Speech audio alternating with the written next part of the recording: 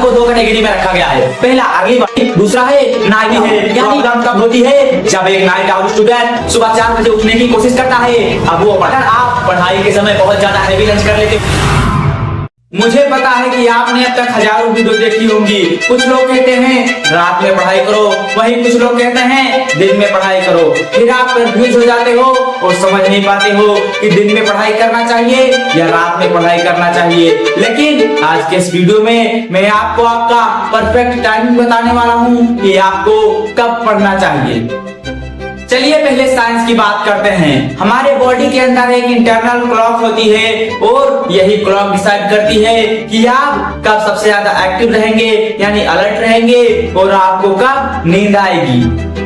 इसी के आधार पर इंसानों को दो कैटेगरी में रखा गया है। पहला अर्ली बर्ड, यानी वो लोग जो सुबह सुबह उठना पसंद करते हैं और वो लोग सुबह सुबह बहुत ज्यादा एक्टिव रहते हैं। वहीं दूसरा है नाइट आउट, यानी वो लोग जो रात को जागना पसंद करते हैं। आपने कई लोगों को देखा होगा जो रात भर जागते हैं और दिन में कई बार सोते हैं, तो वो होते हैं नाइट आउट।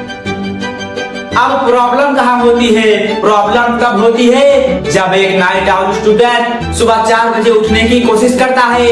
अब वो पढ़ाई तो करेगा लेकिन उसको कुछ भी चीजें याद नहीं रहेंगी। क्यों? क्योंकि वह जबरदस्ती पढ़ रहा है, जिससे उसके दिमाग की याद करने की शक्ति 30 से 40% कम हो गई है। और यही गलती 99% स्टूडेंट करते हैं कि वो अपने टाइम के हिसाब से ना पढ़कर अलग अलग टाइम पर पढ़ना पसंद करते हैं, जिससे उनके याद करने की शक्ति बहुत ज्यादा कम हो जाती है और उन्हें कुछ भी याद नहीं होता। तो इसे ठीक कैसे करना है? तो आपका क्या गोल होना चाहिए? आपका गोल यह नहीं होना चाहिए कि आपको एक अर्ली राइजर बनना है, यानी सुबह 4 बजे उठने वाला व्यक्ति बनना है, बल्कि आपका गोल यह होना चाहिए कि आपको एनर्जी ट्रैकर बनना है। यानी जब आपका शरीर सबसे ज्यादा एक्टिव हो, आप उस समय को ट्रैक कर पाएंगे।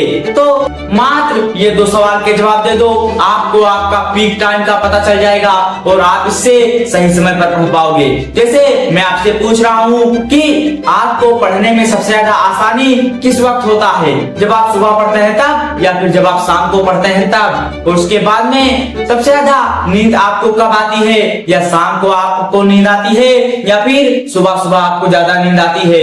अगर आपको शाम को ज्यादा नींद आती है, यानी आपको जो है सुबह उठकर पढ़ाई करना है, और जिन लोगों को सुबह नींद आती है वो लोग रात में पढ़ाई करेंगे। तो आप लोग अपना आंसर कमेंट में बताइए कि आपका पीक टाइम क्या बना। उसी 2 क्वेश्चन के हिसाब से आप पता लगा सकते हैं कि आपको सुबह पढ़ाई करना है या आपको शाम को पढ़ाई करना है। तो आप लोग अपना जो है टाइम वो कमेंट करिए और हम बढ़ते हैं वीडियो में आगे।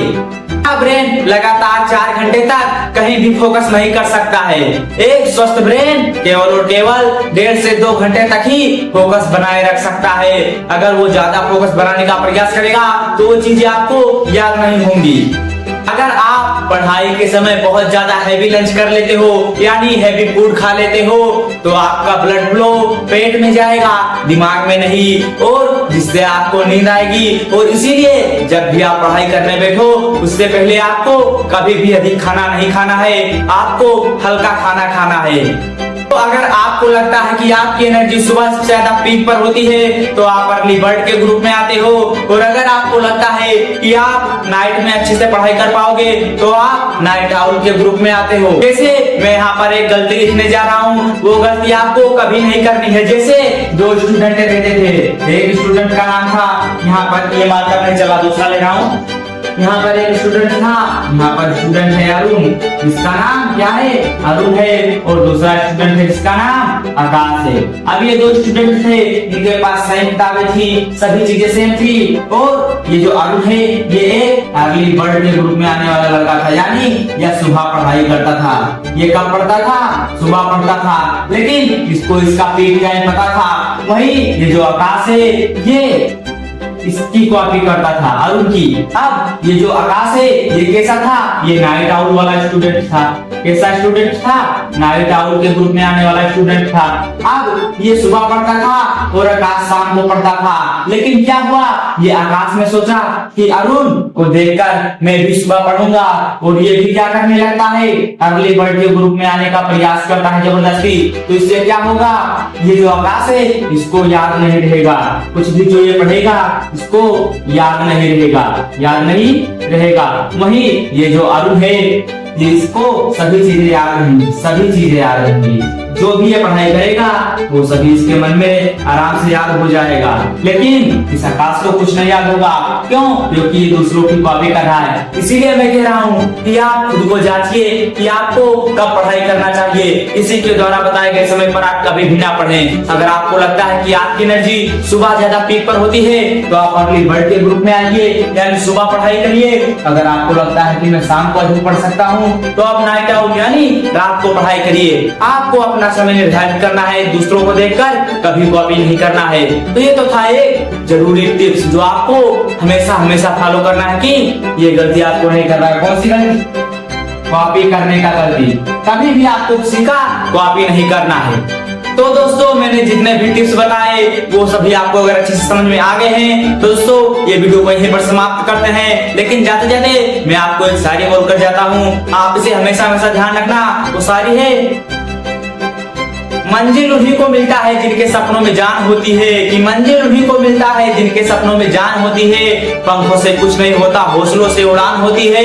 मत सोच कि तेरा क्या होगा, बस चल दे तो अपनी राह पर, क्योंकि किस्मत भी झुकती है जिसमें तुम्हारी पहचान होती है।